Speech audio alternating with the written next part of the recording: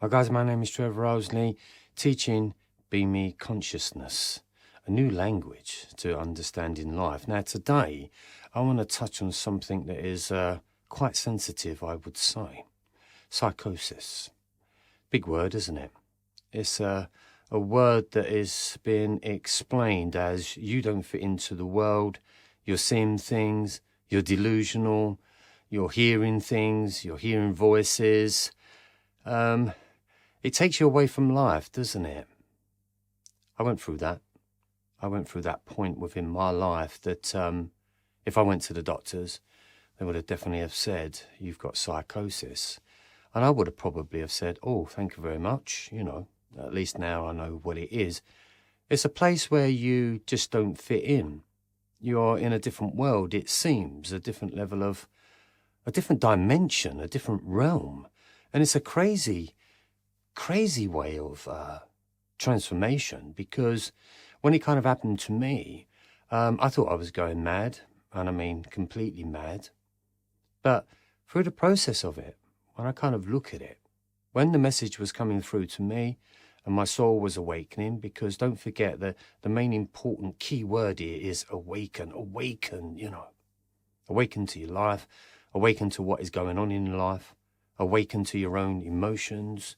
There's many forms of awakening. But when I was awakening, I saw some very strange things. And to me, I was definitely going crazy. But as time went on, I started to realize that this, in actual fact, wasn't crazy. What was crazy was the life that I was already living. That was bloody crazy. And it's a strange one, because here's you, and here's what you would say is psychosis, right? And what they'll try to do is to get you to come back to being you, to be able to get back into the world, right? It's the same as like depression in a way. It's like if this is you and then you go into depression, and you want to teach you or tell you that, you know, you're trying to go back to who you are. But why would you want to go back to who you are if that was the problem in the first place that got you to be depressed or go through bouts of psychosis? You can almost say, and I've never done this, but I've listened to a lot of people, the ayahuasca, many people go and seeing shamans. That's almost like a psychosis. But of course, you're going to whatever country to be with the shamans, to try and understand the plant language or the messages that you get from the plants, as in ayahuasca. What happens is that many people that do go through the ayahuasca ceremony, their world becomes incredible in a way, or you can have bad experiences. It all depends in the place that you're in at that moment, or the reason of why you want to go and try the plant. You see a different world. That's no different from the spirit world. You start to see a different world, and your understanding of life becomes heightened. Everything becomes very aware. Have you not discovered that whilst you're going through this transformation, that it seems like your hearing has become more acute? It seems like you can hear things from a distance that you've never heard before, and it can drive you mad. When we understand that this awakening is a strange process, and the reason why it is strange is because it is something that you have never, ever experienced before. And if you go to a teacher or a doctor or a therapist or a psychiatrist, they're not going to know your symptoms really, because they've not been through that journey. It's like if I was a heroin addict, it's no good me going seeing the local GP to try and understand that. I'd have to go and find a heroin addict that broke the habit, and of course is now gone through that journey, and he can explain everything I need to know about what it's like being on heroin and what it's like coming off of heroin, and then what your next part of your journey is going to be like when you are completely free from heroin. Probably someone like Russell Brand would be an amazing teacher for that. Don't quote me that he's been on heroin, but I know he did sort of tough drugs. But look at Russell Brand at the moment. Look where he is within his development. You know, he's this Essex guy. He comes from the same area I come from. And so therefore, in Essex, your environment breeds who you are. It's inevitable, right? So if you hang around with thieves, you become a thief. It's as simple as that. But with somebody that goes through a transformation, and you look at people like Russell Brand, you look at people like David Icke, you know, they've gone through these major transformations, then all of a sudden they've become completely different beings. Have they become completely different beings, or have they become the being that there was meant to be in the first place? See, that's the thing. So it may sound strange and it may look weird and it may look like psychosis is really taking hold of you, because nobody is really truly explaining to you this incredible journey of what it means to awaken. And awakening is when your old self falls away. That you would call depression, you would call no hope, there's no chance, you're completely numb, you're in your inner world and it's pitch black. But when you get through that, and beamism is the way through that. That's why I say to you, always pen and paper, write everything down, because Be Me is transformation. It's transforming from one set of ideas and values and beliefs. That all gets shut down by your soul and your transformation, and then the idea is to be able to come out. So it's like this is you standing upright, and then you fall. You can no energy. You can't move. You can't get up. There's nothing you can do. But then there is this arisen. You've heard that story before, haven't you? It's like, you know, the arisen. You can arise, and rising up to the occasion, to the challenge, is probably one of the deepest, darkest challenges that you'll ever face. But once you get through, and once you truly understand it, you become a completely different being. So it's never about going backwards. Don't let anyone teach you or tell you that you've got to go back. Now, a lot of you that I've spoken to, you lose a lot of friends. And a lot of you are trying to understand and tell your parents or your friends about what it is that you're going through. As I've always said, forget that. You can't do that. There's a true saying, isn't there, that you cannot be a prophet in your own town, because everyone just knows you as a friend, as a son, as a brother, you know. So nobody really knows what it is that you're going through. I will know what you're going through, but they won't know what you're going through. So I too lost a lot of people. And the reason being is because they thought I was going crazy. And so therefore they didn't know how to communicate with me. And so therefore it seemed a little bit heartbreaking, really, that some of my friends that I'd known since the beginning of school, that we grew up with, that they just disappeared. And it hurt me at first, I must admit, and I wondered why they'd gone. And I used to think to myself, you know, what have I done? What have I done wrong? You know, what have I said? And so therefore you go into this self-blame, don't you? Don't do that. What happens is everyone is on your journey for a moment. So you can't go back and tell your friends and your family, because they have no idea. You have to speak to people that have a clear understanding of what it's all about. That's what it's about with the ayahuasca. Them shamans have been doing it for years, and so therefore they understand it. So that's why you're going to that teacher. But when you go on to the ayahuasca stuff and you see all this fabulous stuff, there's no way you're going to get back into what you would call normality. It doesn't happen. It's never going to happen. So you have to be really careful. It's like when I was getting spirit messages, and it felt good, I must admit. It was an amazing feeling. It was amazing energy. And then when I started to do the healing as well, also that's a fabulous energy. Oh my God, it is just one of the best energies. Your soul would be looking for an energy. You seek for something, don't you? But you're never quite sure what it is that you're seeking. I'm telling you, it's the healing gift, because once you feel that energy run through your body and out of your body into somebody else, oh my God, it is a drug beyond anything. It truly is a magnificent feeling, because the energy is coming through me to then go through into a being. And of course, you want more of it. You want more of the drug, right? Beamism is like that.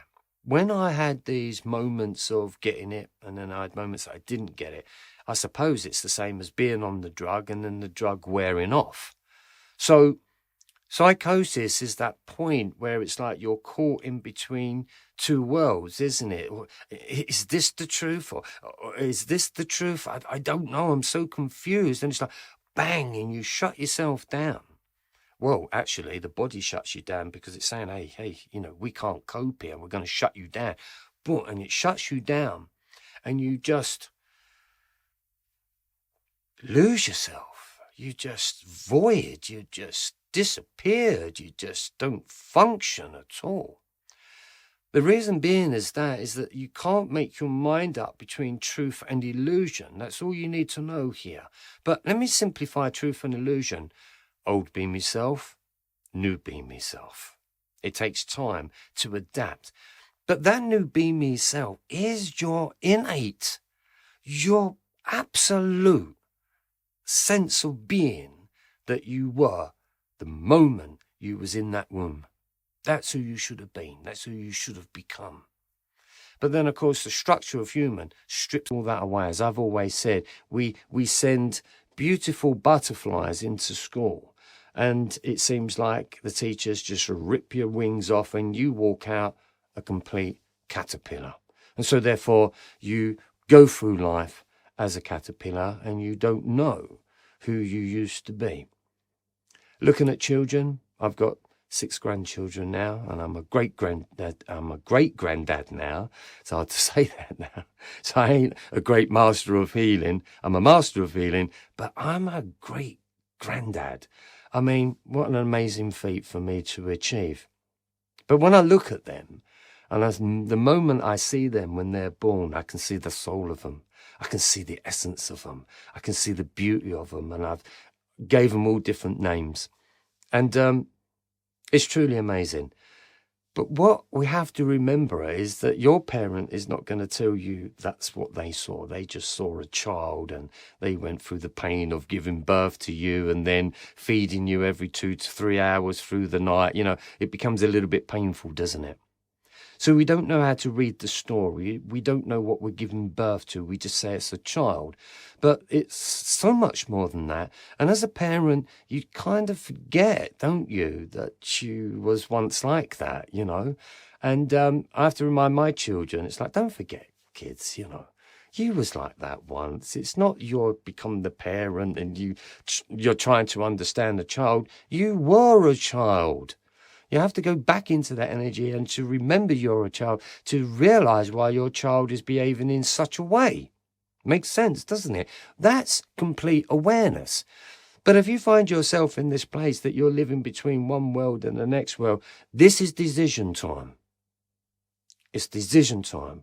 You have to decide what is true and what is illusion. Now, something big has happened on the planet at this moment. As you know, I'm not mentioning any words about it, but you know what's going on. Surely now you can understand truth and illusion. Surely now you're looking at it and thinking something here doesn't feel right. That's where you are within psychosis. When you're transforming, you say to yourself, something here doesn't feel right. So what you're trying to do is that you're trying to make something feel right, right? So in one sense of this, it's a feeling, isn't it? I just don't feel right. I don't know what's going on, but I just don't feel right. Beamism and the transformation for me is that I was edging towards something that incredibly felt right. And for me, it didn't feel right. But as I grew and I matured as the being, then it started to make complete sense. Then everything started to feel right. Someone said to me yesterday on a meeting, Trev, you're so good at explaining something, I don't do nothing by script, as you know. It's all off the cuff. I just allow myself to speak in whatever way. Sometimes it might rabble a little bit, but hopefully you kind of get a sense of where I'm going. When you're in the psychosis of it all, the one thing that does disappear is your level of communication. You just don't know how to communicate. You probably wouldn't even know how to explain to the doctor what's going on. You probably wouldn't be able to explain to your parents of what is going on. And so therefore you just shut down. Again, there is no levels of communication there that is going on. The only communication level that is probably going on is that you are in the process of absolutely destroying yourself. I did the same when I destroyed myself. But what was I destroying? I was destroying limited beliefs I had about myself and life. That's the only thing that's worth destroying. You're not destroying yourself really, even though it feels like it. What you're destroying is what you've collected along the way within your journey. Something's right, something's not right. Watch a 13, 14-year-old child look at you as if to say, "Mother, you lied to me." That's that face, that's that look. You've been there, I've been there, we've all done it. We looked at our parents and went, "I just don't trust you because you taught me something that you don't adhere to. So how can I adhere to something when you don't adhere to it yourself?"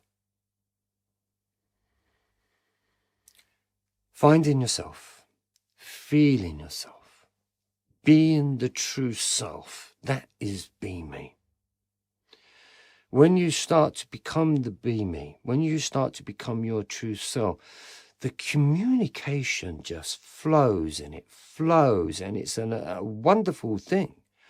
And when you start to write, that also starts to flow as well, because in the beginning of your writing, of course, it's all questions of why, isn't it? Why this? Why that? Why did that happen? Why do I feel like this? Why do I want to do that? For me, understanding what spirituality, or that peace, what you would call peace of mind, that's the moment when you come, when that comes, that you just don't have that why question anymore. I have no more whys. And it's as simple as that. You have no whys. So what happens is you go searching for the why, and again, you go on a trip. It's the Fool in the tarot card. It's the beginning. If you look at the Fool card on the tarot card, he's about to step 1 foot off the mountain, isn't he? Standing on a mountain, and he's one step. He's either going to fall or he knows he's going to fly. That's the difference. The Fool represents the new beginning of a story, new beginning of an adventure. So, don't be the fool, but be the fool. In the first part of our lives, we have been the fool. We've been very foolish with everything that we have done. And once you're the fool, you can be controlled so easily. So anyone that kind of got heavy onto drugs, there was a point in there where, you may have felt a little bit foolish. You may have thought that it was the way out. And I spoke to somebody that was on the heroin, and I said, honestly, what was the balance of that? And he said, I just didn't like the way I was feeling. And he said, and heroin just stopped me from feeling. That was the answer. And of course, you get caught on that. It could be the same with drink, couldn't it? I mean, drink, I suppose, you just don't like the way that you feel, so therefore you drink. I think that makes you feel worse, doesn't it? If anything, I don't know. But a lot of people sort of drink to cover up some form of emotion. When we do something like that, you really are putting the handbrake onto your soul of transformation. That in itself will lead you into a world of psychosis, because your mind is going to be all over the place. And you're going to be in the past, you're going to be in the present, you're going to be in the future. It's all jumbled up of who said what, where, and when. So I'm glad,